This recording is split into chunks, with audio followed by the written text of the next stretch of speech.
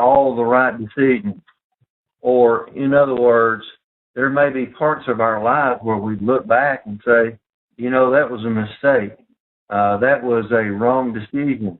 That back there, if I had a part of my life that I wanted to change, that would be the part that I changed. But there is a truism that runs throughout the Word of God, that God can take even our mistakes, even our bad decisions, and He can turn those around for blessing.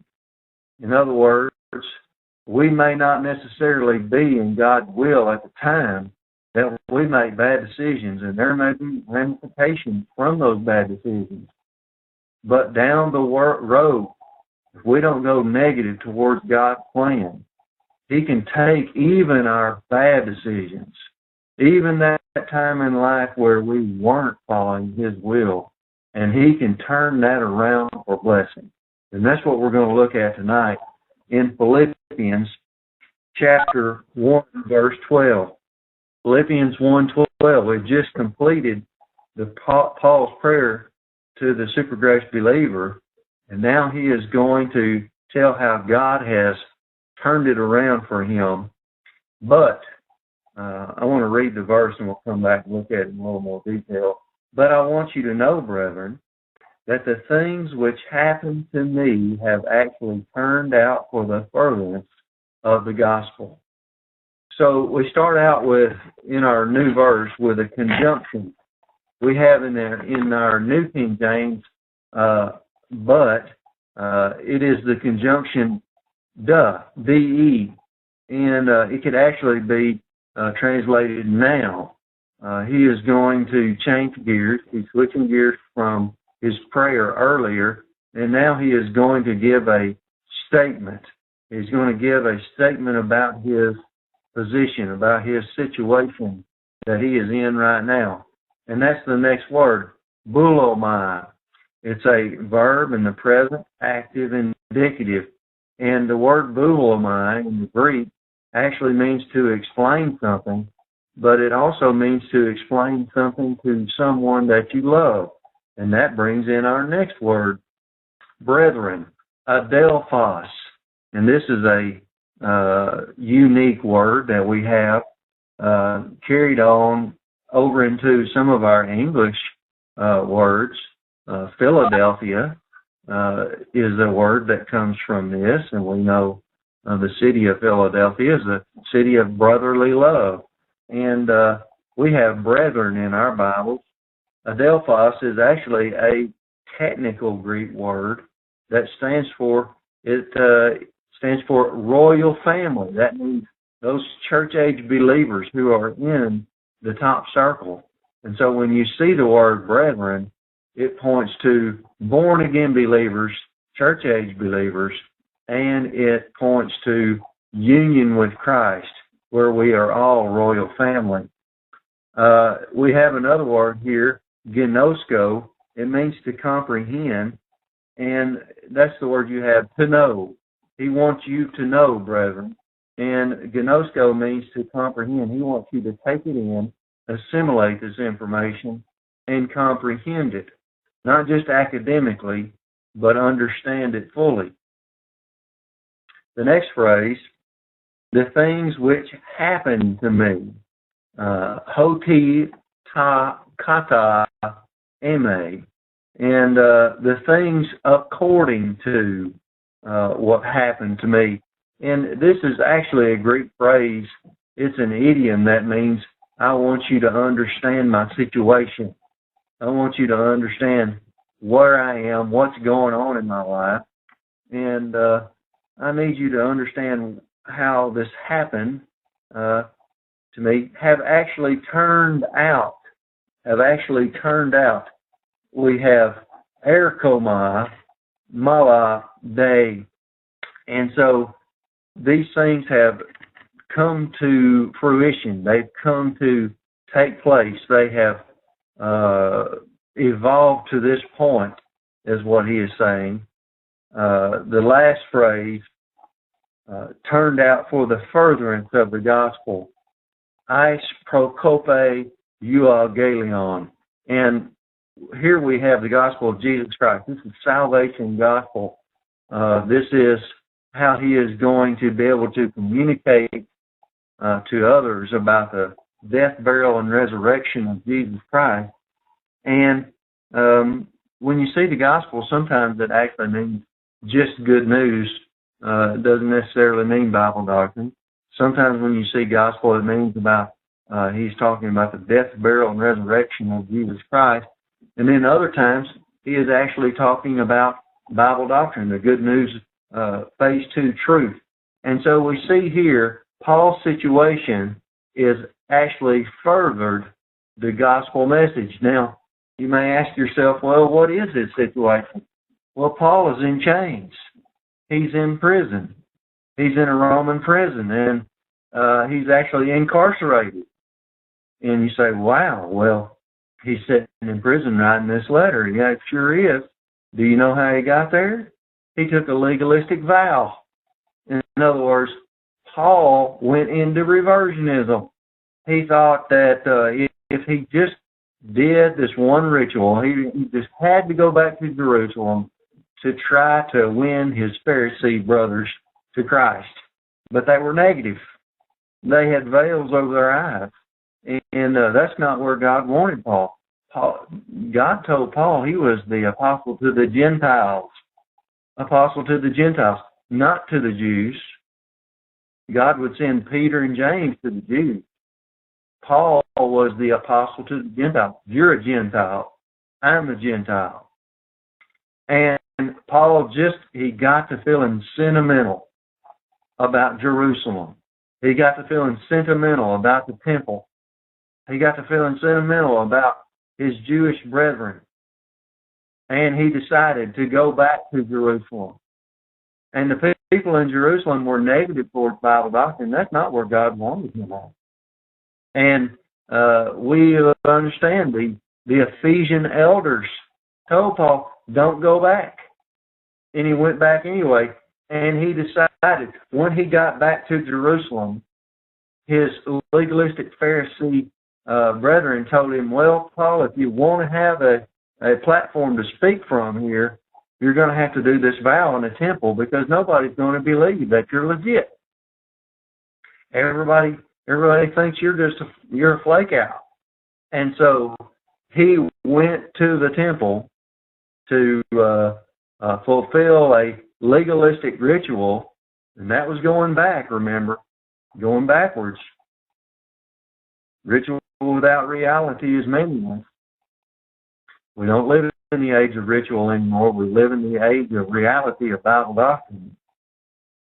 And so Paul went back. He took a legalistic vow.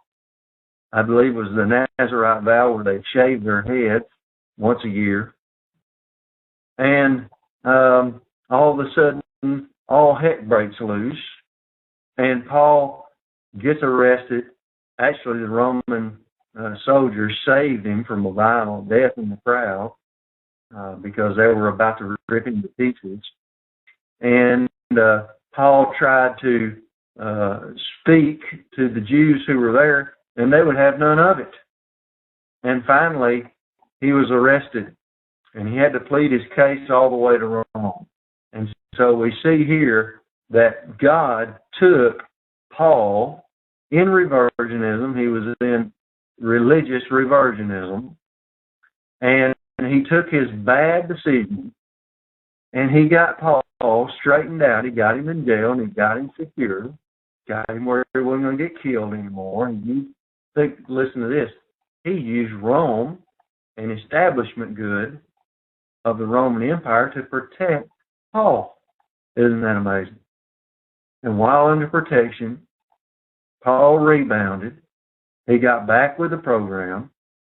And now we're going to see that Paul's all the way to Rome. He's going to use that base, that prison house arrest. He's going to use that for a base to spread Bible doctrine to the world. And not only that, he is going to evangelize everyone in his presence. And that's coming up. There's another story in the Bible about how God used the situation to for the better. I want you to turn all the way back to Genesis you have your Bible handy, Genesis 37. Genesis 37, I want you to see the story of how God used Joseph. God used Joseph, much the same situation. He can take even our bad decisions and turn them out for the good. When you see the story of Joseph, the first thing I would like to do is tell you, a lot of people are down on Joseph. And I've heard people that really malign Joseph and call him, a sissy or a coward or whatever he was. But I want to tell you, Joseph in the Old Testament is a type of Christ. He is a type of Christ. He's a type of Christ in 7 different ways. I want to tell you how Joseph is a type of Christ. He is the object of his Father's love. Remember that Joseph was the most loved son. That was one of the problems. The second way he is a type of Christ, their brothers hated them. Jesus' brothers hated him. The third way Joseph is a type of Christ, their brothers rejected their superior claim. Joseph had a dream, we're going to see that, where he was raised up above his brothers, and his brothers rejected that. The fourth way he's a type of Christ, their brothers conspired to kill them. And Jesus' brothers, I have no doubt that they're the ones that probably tried to turn him in. And they tried to get Jesus killed. The fifth way, in intent and purpose, their brothers killed them. And so although the brothers didn't know what happened to Joseph, they basically turned his life over. The sixth way, they became a blessing among the Gentiles. And the seventh way, Joseph is a type of Christ. He was reconciled with his brothers. We understand after Jesus' resurrection, his brothers believed. And James even wrote a letter as they believed it. I want to start in chapter 37. I want to tell you about the life of Joseph. In verse 2, this is the history of Jacob. Joseph, being 17 years old, was feeding the flock with his brothers. And the lad was with the sons of Bilhah and the sons of Zilpah and his father's wives, and Joseph brought a bad report of them to his father. And so we see the first negative on Joseph. He is going to be a tattletale, and that's negative. It's going to get him in trouble. Verse 3, now Israel loved Joseph more than all his children, because he was the son of his old age. Also, he made him a tunic of many colors. And so this is Joseph's coat of many colors, or it was a robe, actually, a long-sleeve robe. But when his brothers saw that their father loved him more than all his brothers, they hated him and could not speak to him peaceably. Now, Joseph had a dream, and he told it to his brothers, and they hated him even more.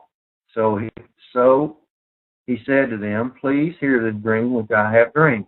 And so we see here, Joseph, he didn't necessarily have to tell the dream, but he did. And that was some of the problems sometimes we get into as humans, is we don't perceive how others actually take what we are telling them. And one of the things that can make you a kind person, a thoughtful person, and that's the fruit of the Spirit, is thoughtfulness of others, is what you do as a human is try to understand how others perceive what you're saying. And if you're trying to be kind and thoughtful, you don't say anything that's going to make someone feel bad about themselves, or things like name calling and things like the antagonism here that we see. And so self-centeredness covers this up. It's called blind arrogance. Some people can't see it. And Joseph had some of that here. he goes on and he tells the dream. There we were binding sheaves in the field. That means gathering grain. They would tie it into bundles. Then behold, my sheaf arose and stood upright, and indeed your sheaves stood all around and bowed to my sheaf. Ooh. And his brother said to him, shall you indeed reign over us? Or shall you indeed have dominion over us? So they hated him even more for his dream and for his words. And we understand this was a prophecy. I want you to skip over to verse 20. The brothers are conspiring and says, come therefore, let us now kill him and cast him into some pit, and we shall say some wild beast has devoured him. We shall see what will become of his dreams. Imagine that. The conspiratory brothers think they're going to cancel out God's plan, and they're actually going to be in on God's plan to promote Joseph. But Reuben heard it, and he delivered him out of their hands and said, let us not kill him. And Reuben said to them, shed no blood, but cast him into this pit, which is in the wilderness, and do not lay a hand on him, that he might deliver him out of their hands and bring him back to their father. So Reuben had a plan. He was going to try to save Joseph, and he said, why don't you guys just put him in a well? And Reuben went on about his business, and we see that the other brothers were sitting around, and here comes a caravan headed for Egypt, and it was the slave traders, and they sold Joseph to the slave traders for 20 shekels, and they decided that was better than not getting anything and just killing him. And in verse 28, we see where he shows up in Egypt. Verse 28, then the Midianite traders passed by, so the brothers pulled Joseph up and lifted him out of the pit and sold him to the Ishmaelites for 20 shekels of silver, and they took Joseph to Egypt. And we see that Reuben returned to find that Joseph had been sold, and he was distressed. And the other brothers dipped the coat of many colors in blood, and they took it back to the father and told him that a wild beast had somehow killed his son. And in verse 34 we see Jacob tore his clothes and put sackcloth on his waist and mourned for his son many days. And all his sons and all his daughters rose to comfort him, but he refused to be comforted. And he said, for I shall go down into the grave to my son in mourning. Thus his father wept for him. There is a such thing as inordinate grief, and we see some of that here. The Bible says we ought not be like those who have no hope. We ought not grieve like the ones who do not have the confident assurance that we one day will be reunited with our loved ones and have perfect fellowship with them in heaven. And so, Brett, our life is like a vapor. It's very short in contrast to eternity. And here we see maybe a little bit of this inordinate grief that sometimes people get into, even believers like Jacob. Verse 36, now the Midianites had sold him in Egypt to Potiphar, the officer of Pharaoh and the captain of the guard. Now we see God's plan beginning to unfold, how Joseph is going to live. And I want you to go, you have to flip over to chapter 39 to actually continue the story. Chapter 38 is a little diversion from Joseph. In chapter 39, verse 1, now Joseph had been taken down to Egypt, and Potiphar, the officer of Pharaoh, captain of the guard, an Egyptian, bought him from the Ishmaelites who had taken him down there. The Lord was with Joseph, and he was a successful man, and he was in the house of his master, the Egyptian. And his master saw that the Lord was with him, and that the Lord made all he did prosper in his hand. Isn't that amazing? I have to stop and ask you, has the Lord ever been in your life? Has he ever made you prosper? Has he ever promoted you in any way? And I would have to say that God's working in my life. He's working miracles. And he's prospering me. And I've got more work than I can do in my little old shop. And it's because God has prospered it. And we see here Joseph was prospered by God. Even as a slave, he was promoted in his own household. And isn't it funny that Joseph had integrity, and he didn't think being a slave was that bad. He responded to authority, and he began to organize and to make the system run smooth. And sometimes when we go to work, we need to think about old Joseph and how he kept a good attitude in all of his adversity, and he turned it out for the best. We see in verse 4, Joseph found favor in his sight and served him. Then he made him overseer of the house and all that he had put under his authority. Another test is coming up, and we see that Potiphar's wife was attracted to Joseph, and she wanted to commit adultery with Joseph, but Joseph actually ran away. And there's a principle in that, especially for young men. Sometimes you have to flee. And if your temptation is to be an alcoholic, you're going to have to flee the beer party, the whiskey drinking. You're going to have to flee the kind of atmosphere that you can't go to the bar. You can't do that. And on and on. If you have been addicted to drugs, you're going to have to get a new set of friends. You're going to have to flee that. On and on. And so we see the situation with Joseph, and the same is with Timothy. Paul would say, flee these things and pursue what we looked at last week, dikaiosune, capacity, righteousness. We see that the woman turned on him and then said once Joseph ran away that he tried to rape her, and Joseph gets thrown in prison because of it. In verse 21, but the Lord was with Joseph and showed him mercy, and he gave him favor in the sight of the keeper of the prison. Isn't that amazing? He got demoted to slavery, and now he's going to go down even farther, and he's in prison.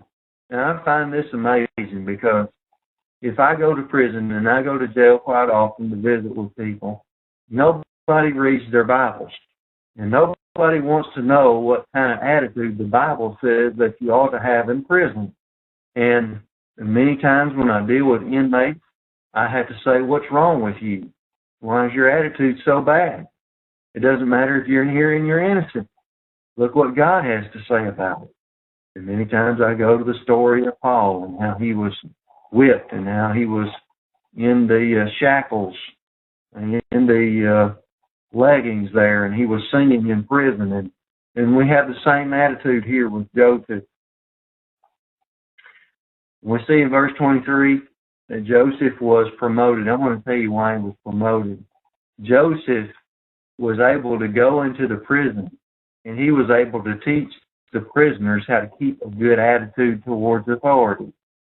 Hey, look, if you want to get out of here, you're going to have to change your mind about these things, and you're going to have to become authority-oriented. And so that the prisoners began to listen to Joseph, and they began to orient to authority. And in chapter 40, we see that Pharaoh got mad at the butler and the baker, and that he threw his butler and the baker in prison with Joseph. And the butler and the baker were there, and they had a dream. And so Joseph is going to interpret their dreams for them. In verse 7, he asked Pharaoh's officers who were with him in custody of the Lord's house, saying, "Why do you look so sad today?" He's going to work on their mental attitude. And they said to him, "We each have had a dream, and there is no interpreter of it." So Joseph said to them, "Do not interpretations belong to Elohim, God? Tell them to me, please." And the chief butler told his dream to Joseph and said to him, "Behold, my dream, a vine was before me, and in the vine there were 3 branches. It was as though it were budded, its blossoms shot forth, and the clusters brought forth ripe grapes. And Pharaoh's cup was in my hand, and I took the grapes and pressed them into Pharaoh's cup, and placed the cup in Pharaoh's hand." And Joseph said to him, "This is the interpretation of it. The 3 branches are 3 days. Now within 3 days Pharaoh will lift up your head, and and restore you to your place, and you will put Pharaoh's cup in his hand according to the former manner when you were his butler." Actually, we have here, he was actually his food taster, and we think maybe Pharaoh got some poisoning, and that may be the reason that they got thrown in there. "But remember me when it is now well with you, please, and show kindness to me. Make mention of me to Pharaoh and get me out of this house." So he said, "Hey, in 3 days you're getting out of here. Put in a good word for me. For indeed I was stolen away from the land of the Hebrews, and also done nothing here, that they should put me into this dungeon." When the chief baker saw the interpretation was good, he saw the good outcome of the first interpretation. He said to Joseph, "I also was in my dream, and there were 3 white baskets on my head. In the uppermost basket there was all kinds of baked goods for Pharaoh, and the birds ate them out of the baskets on my head." So Joseph answered and said, "This is the interpretation of it. The 3 baskets are 3 days. Within 3 days Pharaoh will lift off your head, and you will hang you on a tree, and the birds will eat your flesh from you." Now it came to pass on the 3rd day, which was Pharaoh's birthday, that he made a feast for all his servants, and he lifted up the head of the chief butler and of the chief baker among his servants, and he restored the chief butler to his butlership again, and he placed the cup in Pharaoh's hand, but he hanged the chief baker, and Joseph had interpreted it to them. Yet the chief butler did not remember Joseph, but forgot him. Isn't it amazing now that you do some good deeds for people and they do not repay? Don't hold it against them, because God has his plan, and he'll promote you in his own time. And so we never promote ourselves. And the saying goes like this: if you're not promoted by God, you're not promoted at all. In chapter 41, then it came to pass at the end of 2 full years that Pharaoh had a dream, and behold, he stood by the river. And we're going to see here that the butler is going to remember who can interpret dreams, and 2 years later he is going to call for Joseph, and Joseph is going to be pulled up out of prison, and he is going to interpret the dream for Pharaoh. And Joseph is actually, because he was able to interpret the dream, he is going to become the number 2 man in all of Egypt, only below Pharaoh himself. And so that we see here, and the point I want you to get out of all of this is that God took a situation where Joseph, he probably could have done some things different, maybe make it where his brothers didn't hate him so bad. But look, he took a bad situation and he turned it out for the good. I want you to flip all the way over to chapter 50, Genesis 50, verse 19. Genesis 50, verse 19. We're going to see the end of the story with Joseph. Joseph had become the number 2 man in the land. We understood that there were going to be years of feast and years of famine, and he interpreted the dream correctly, and he stored up grain. He stored up warehouses of grain so that the 10 years people could stay alive, and his brothers actually came to Egypt to buy grain. And there Joseph was. They thought he was dead, and they were reacquainted.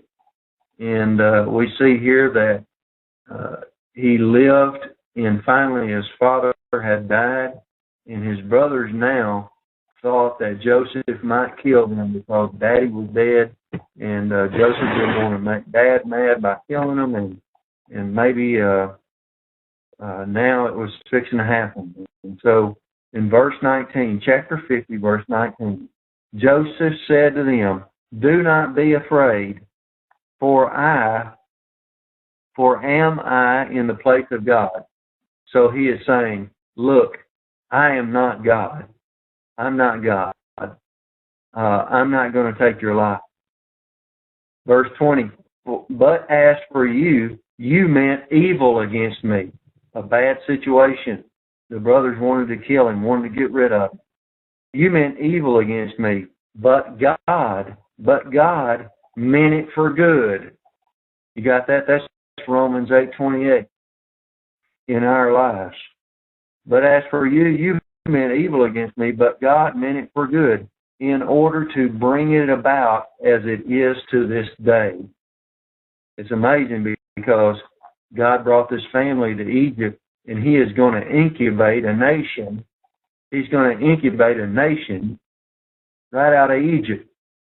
In 400 years, 2 million people are going to walk out of Egypt as the nation of Israel. God meant it for good in order to bring it about as it is to this day, to save many people alive. And Joseph saved many people through his actions. Now, therefore, do not be afraid. I will provide for you and your little ones. And he comforted them, and he spoke kindly to them. And always remember grace orientation. We do not do unto others as they do unto us.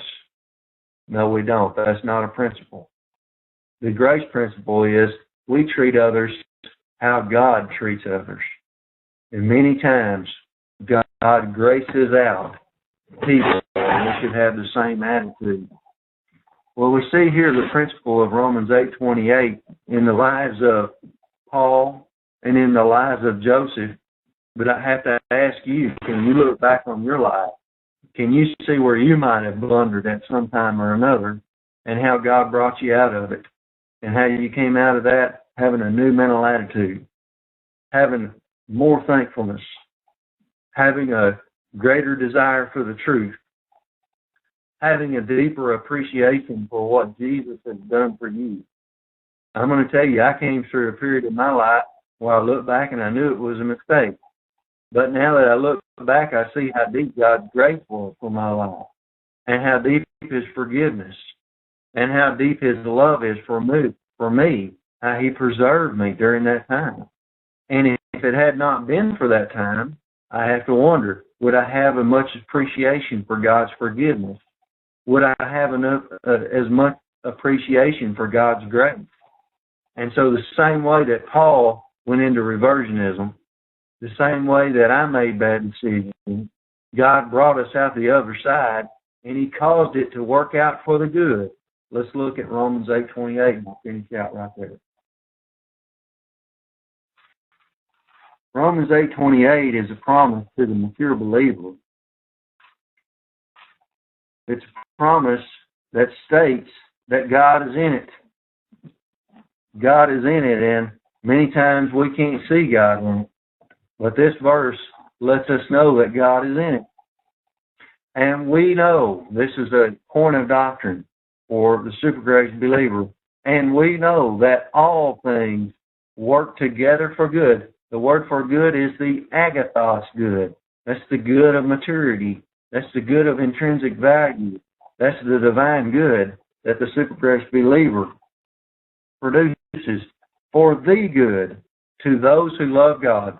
That's Gates 5 and 6, divine dynasphere. You can't love God unless you know God. And the only way to know God is Bible doctrine. Those who love God, to those who are called according to His predetermined plan. And so we see here that all things work out for good to those who are in super grace, and we have that principle in our lives. And so the issue nowadays is we don't know what's going to happen to our nation. We don't know what's going to happen to America. We have kind of a bleak-looking outlook, the way that things are going. We're not really being represented the way we want to be represented as Christians. We understand God has discipline for a nation that elects the kind of leadership that we have now. But I'm going to tell you what, God's going to use the situation in the United States. He's going to turn it out for your betterment. Whether it's you getting to apply the truth you have in your own soul and glorify God, or whether it's just that you come out the other side smelling like roses. And that's what God does for the super grace believer. He preserves them in times of disaster. And so we're going to thank Him and we're going to praise Him even for the adversity that we face in our modern times.